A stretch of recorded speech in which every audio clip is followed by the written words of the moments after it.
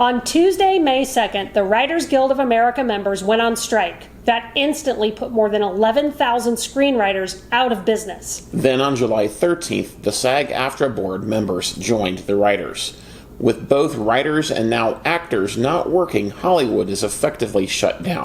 Directors are the only ones who have reached a deal with the Alliance of Motion Picture and TV Producers. That's the organization that represents all the major studios, including Netflix, Disney, NBC Universal, Paramount, and Sony.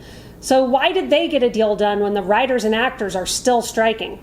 The Directors Guild president says its talks didn't occur in a vacuum and that they stand in solidarity with writers and actors. Directors shared some concerns with writers and actors. They wanted pay raises, better residual payments for international content, and regulation around the use of AI so that it doesn't replace them.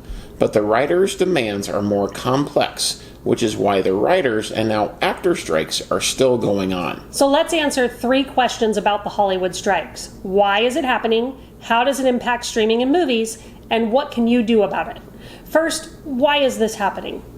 Every 3 years, the major unions negotiate new terms with the AMPTP, which represents the major studios. When the writers' contract expired in May without their terms being met, they went on strike. So what do they want? Streaming has changed how writers make money, especially during COVID. They want their new contract to reflect the new landscape. When movies and shows are rerun, advertising money flows in. A cut of that money is paid to writers in the form of residuals. So each time an episode reruns, writers get paid. But what happens with streaming services like Netflix and every other major studio now, which have always available on-demand content libraries that you can watch whenever you want? Exactly. Under their old contract, writers were only paid a small amount from shows on streaming platforms, and writers depend on their residuals to live. One writer explained the difference by saying, quote, "If a show is being re-aired on ABC, the writers can take home $13,500, but under their current contracts, they make only $700 for the show on streaming," end quote. And you may have seen Valentina Garza, a writer for the series Jane the Virgin, take to Twitter to show how small her residual checks are. She literally received a residual check for 3 cents for 2 episodes of Jane the Virgin. Shocker. It comes down to money. Companies get to keep more money by not accounting for the rise of streaming in writer contracts. Actors have similar concerns. Their union is the largest at 160,000 members. They want higher pay and safeguards against the unauthorized use of their images through AI. Now let's move on to our second question. How does this affect streaming and movies? The first domino to fall was late-night TV. SNL and The Tonight Show stopped production. Then many shows in production stopped. So shows that would typically air in September are now delayed. Fall premieres are generally written in May and June. Many popular shows like Abbott Elementary, Grey's Anatomy, and Stranger Things' final season won't air on time. Actors cannot attend promotional events, so movie premieres are out, and the Emmys, which normally run in September, are postponed. Strangely, soap operas and talk shows are still going on, but movies are not. No production of movies is occurring, which may explain, at least in part, why Barbenheimer is a thing. There's not a whole lot to go see right now, and that's in part because production slowed during COVID, and certainly now because of the strikes. As Alexandra Canal reported, of all the films already planned through the end of 2023 that are produced, after that, things change. Warner Brothers is thinking of pushing its Dune sequel from November to next year so it has a heavy hitter to run in the new year.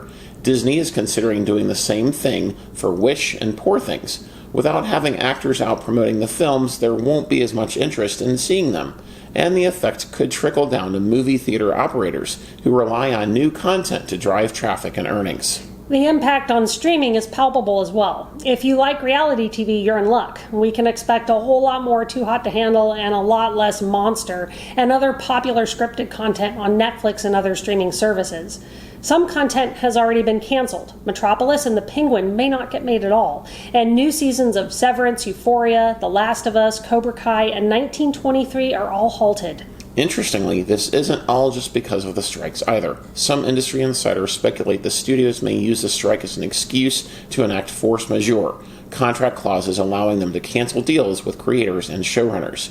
It's no surprise that studios and media companies are bleeding money as they make the shift to streaming and try to make them profitable. By not spending money on production, they're mitigating their losses a bit. So it could be a while before we have good stuff to stream.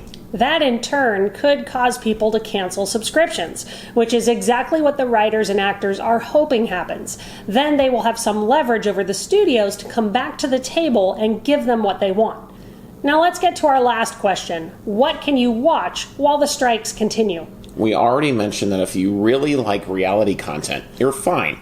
There will be plenty of that content floating around, but international content will also be available as creators and producers overseas aren't impacted by the Hollywood strikes. Yeah, so if you haven't watched Korean series or shows produced in Europe or Bollywood, now could be a great time to try them and see if you find a favorite new series. Sports are also not affected, or news broadcasts, so that kind of content will continue.